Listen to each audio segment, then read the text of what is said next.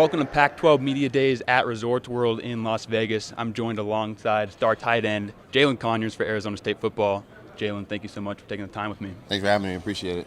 So I know you've been super busy so far. You guys got in yesterday, doing all sorts of different photo shoots and videos and stuff. What's the experience been like so far for you? It's been super fun. This is something it was pretty cool. Like here, obviously getting the blessing to come to and get to represent ASU as a whole in general. So it's super cool. And taking pictures yesterday was super cool. There's definitely photo shoots and stuff that was it's unique. It definitely has a bunch of stuff going on. Getting to do interviews and read off prompters and stuff that they're gonna be using. It was a super cool experience, and it's gonna definitely be something I don't forget for sure. Cool. And then just down the road, just a few days away, is fall camp, and you had a pretty successful showing at spring camp. What are you hoping to bring from your game at spring ball over into fall camp as you get ready for this season? I think for the most part, just going into fall camp, that means it's getting real. I mean, we're around 40 days from a game, our first game, obviously. So it's getting real serious, and obviously going to fall camp. But I just want to get in and just perfect my craft and get to do where I got my basics down, and obviously just being able to help improve the team as much as I can. The team is very excited to go into this fall camp. We have a lot of stuff planned. We obviously need to get the offense learned and relearned, I guess, more a better word to say. So I'm super excited. It's gonna be fun, and just come in and just try to keep the dominance going. And it's no secret that you are one of the top tight ends in the Pac-12. A lot of eyeballs on you for being one of the top tight ends in the entire country. So a lot of expectations, maybe a lot of pressure. How do you handle that and deal with that as you head into this season? I mean, for me, I think a lot of it's not really even pressure. It's just, I put it on myself that, I showed that I was what I was able to do, and now it's for me, it's my job to, go and finish that and do everything that everyone expects me to do. For me, it's just about having fun. At the end of the day, if I had a bad season, if I had 3 catches for how many ever yards and we won 9 games, I really wouldn't care. And I don't really care what other people think. I just kind of go into every game with a mentality that I'm there to obviously get the job done and play to the best of my ability and help the team win. So, but obviously, you're right though. It is something to think about all the time. It's something that's on my head. But going into the season, I know Son of the Nation is going to have my back regardless. So I'm excited to get into the season and obviously prove myself a little bit more. And for these 2 days, you've been surrounded by many of your Pac-12 competitors. You guys got 8 home games, 4 away games. Other than U of A at the end of the year, is there a game in particular that's circled on the calendar for you, the one that you're super excited about? I'm excited for all of them, but I think obviously a big one for me personally, just in terms of how big of a game it could be, is going to be USC. I mean, they're going to be our first conference game at home.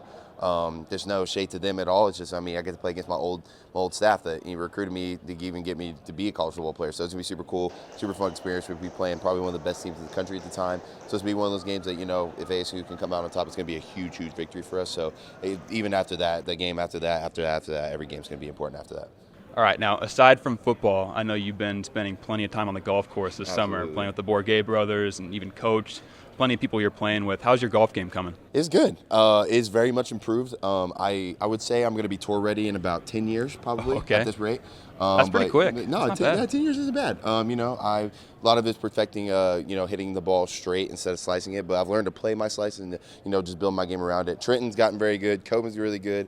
Coach Dilly uses a putter every hole. I'm not even kidding. Dead serious. He uses a putter every hole, every distance. It's literally so the most Texas impressive wedge guy. Literally, Texas wedge. Literally the most impressive thing I've ever seen. So, but it's been good. But obviously, I got about one more time to go play before fall camp starts, and then it's time to get in the season. I'm about to take a little break. So for those of us who love the sport of golf, we know it's mentally challenging. It's a very just challenging sport overall. Is there any part of your golf game that you might even be able to apply to football when it comes to the mental side? Honestly, I think the biggest one, funny enough, is flushing. If you hit a bad shot, automatically going into your next shot, you have to completely forget about that shot.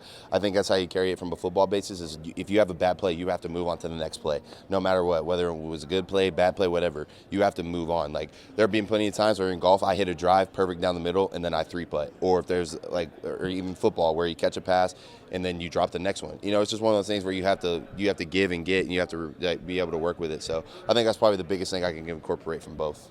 All right, my last question for you. We saw on Twitter last week you posted a high school highlight of yourself playing quarterback. You're rolling left, make this crazy off-platform throw for a touchdown. It's safe to assume that Coach saw that play, right? He's seen it? Yeah, absolutely. Okay, so with that in mind, let's say the opportunity presents itself at some point this season for a little ASU trick play, maybe not, but let's just pretend that you've got the ball in your hands, no intention of crossing the line of scrimmage. How far are you hucking it, and who's waiting for you on the other Well, end of the pass? okay, so it depends. So if I'm gonna tell you this: if we're like on the opposite 30-yard line, I'm throwing a ball about a good 50 yards, and I'm probably throwing it to EK. I'll give it to EK. That ball's gonna go to EK or X. If we're closer, like mid-range, like 50-yard line, I'm hitting one of my teammates or one of my boys, Messiah or Bryce. They're going to get the target from that range. If we're short distance, I'm expecting something crazy. So I don't know how this would happen, but whoever our starting quarterback would be getting that touchdown ball. We got to switch it up. We got to completely flip the script. So that's probably how I would imagine it and picture it.